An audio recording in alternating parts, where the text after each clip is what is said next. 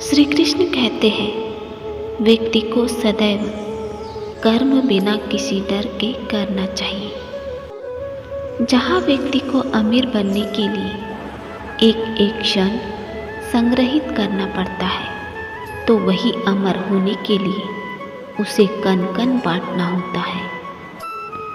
मनुष्य के जीवन में खुशी का सबसे बड़ा रहस्य इच्छाओं का त्याग करना है। अशांत मन को नियंत्रित करना कठिन होता है, लेकिन उसे प्रयास करके शांत किया जा सकता है। जो व्यक्ति संदेह या शक करता है, वह तीनों लोगों में खुश नहीं रह सकता। यदि किसी व्यक्ति के मन रूपी पात्र में किसी के प्रति विश्वास नहीं है, तो वह प्रेम भी नहीं ठहर सकता। मनुष्य को अपने आवश्यक कार्य सदैव करते रहना चाहिए, क्योंकि वास्तविकता में कार्य करना निष्क्रियता से कहीं अधिक श्रेष्ठ होता है।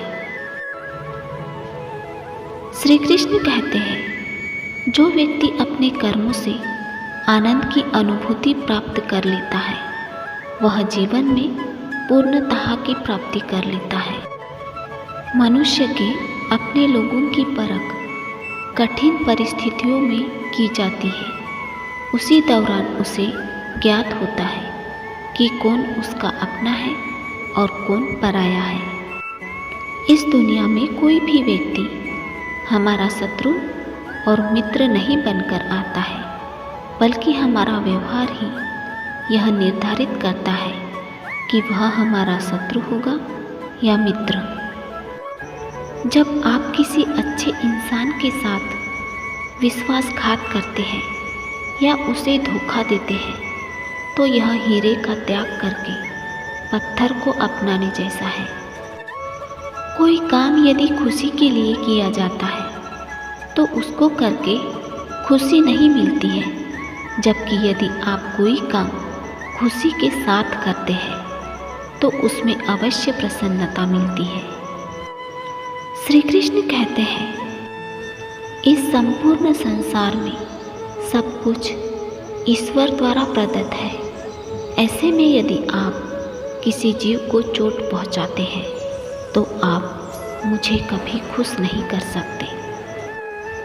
अगर बुरे लोग समझाने मात्र से सुधर जाते, तो कदाचित महाभारत का युद्ध नहीं होता। अगर कोई व्यक्ति जो अधिक हंसता हो और अधिक बोलता हो, लेकिन एकाएक वह चुप हो जाए, तो समझ लेना वह अंदर से टूट चुका है। किसी भी व्यक्ति के भरोसे का अंत करके कभी भी अवसर का लाभ नहीं उठाना चाहिए। जीवन में प्रेम ही ऐसा योग है जिसमें कभी वियोग नहीं होता।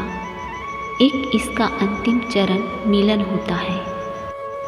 व्यक्ति को स्वयं की योजना पर घमंड नहीं करना चाहिए, क्योंकि पत्थर भी वजनदार होने के बावजूद जब पानी में जाता है तो डूब ही जाता है। ईश्वर अगर किसी मनुष्य को उसके भाग्य से मिलवाने में काफ़ी इंतजार करवाते हैं, तो समझ लेना कि उस व्यक्ति को उससे अधिक मिलने वाला है जितना कि उसने ईश्वर से मांगा है, क्योंकि ईश्वर भी हमारा सब्र आजमाते हैं। इसीलिए मन में धैर्य होना आवश्यक है। जीवन ना भविष्य है और ना भूतकाल। जीवन तो केवल इसी पल की कहानी है जो आप अभी जी रहे हो। श्री कृष्ण कहते हैं, आपके भाग्य में विधाता ने जो लिखा है उसे स्वयं मैं भी नहीं बदल सकता। जब कोई क्रोध में होता है तो उसके मन में भी भ्रम बस जाता है और बुद्धि का क्षय हो जाता है। अपने हिस्से की मेहनत किए बिना फल की प्राप्ति करने वाले लोग चोर कहलाते हैं। जो मनुष्य आपकी भावनाओं की कद्र नहीं करता है, उसके साथ रहने से बेहतर है कि आप अकेले ही चलें। जो मनुष्य ज़रूरत से ज़्यादा सीधा होता है उसका विनाश सबसे पहले होता है, क्योंकि जंगल में सीधे पेड़ पहले काटे जाते हैं। जिन लोगों की किस्मत अच्छी होती है वह बुरा होने पर ईश्वर को दोष देते हैं, और जिनकी किस्मत सदैव ही खराब रहती है वह थोड़ा सा भी अच्छा हो जाने पर ईश्वर को धन्यवाद देते हैं। किसी को मुँह से बोलकर क्षमा कर देना आसान है, लेकिन उस दिन से माफ़ करना आसान नहीं होता जिस दिन उसने आपका दिल दुखाया हो। एक व्यक्ति का दूसरे व्यक्ति से संबंध तभी जुड़ता है जब उनका पिछले जन्म में कोई रिश्ता रहा होता है, वरना दुनिया की इस भीड़ में कौन किसको जानता है।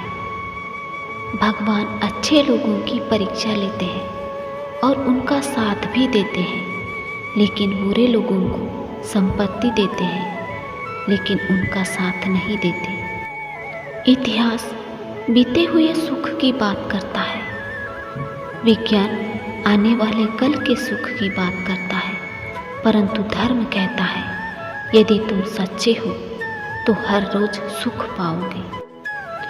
इंसान जब भी किसी गलत कार्य को अंजाम देते हैं तो वह दाएं बाएं आगे पीछे देखता है, लेकिन वह ऊपर देखना भूल जाता है। इस संसार में जन्मा प्रत्येक व्यक्ति आवश्यक है। हर किसी के अंदर अपनी ताकत होती है और क्षमता होती है।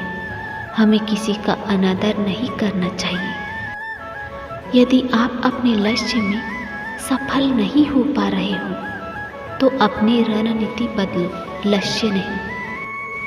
अनियंत्रित मन व्यक्ति के जीवन में एक शत्रु की भांति होता है। कोई भी व्यक्ति अपने विश्वास के आधार पर ही निर्मित होता है। वह जैसा सोचता है ठीक वैसा ही बन जाता है। कर्मों का फल व्यक्ति को उसी प्रकार से ढूंढ लेता है जैसे एक बछड़ा अपनी माँ को गायों के झुंड में पहचान लेता है। व्यक्ति को अपने मन से अपना, पराया, तेरा, मेरा आदि बातों को निकाल देना चाहिए, क्योंकि यह सब तुम्हारा है और तुम सबके हो। श्री कृष्ण कहते हैं आनंद की अनुभूति शरीर के भीतर होती है, बाहरी दुनिया से इसका कोई वास्ता नहीं होता। ईश्वर वही नजर आते हैं जहाँ आस्था और प्रेम दोनों एक साथ होते हैं। श्री कृष्ण कहते हैं दुखों की अधिकता का मूल कारण जीवन में आशा उनका होना होता है। अगर आप स्वयं पर भरोसा रखते हैं तो वह आपकी ताकत बनता है, लेकिन यदि आप दूसरों पर भरोसा करते हैं तो वह आपकी कमजोरी बन जाता है।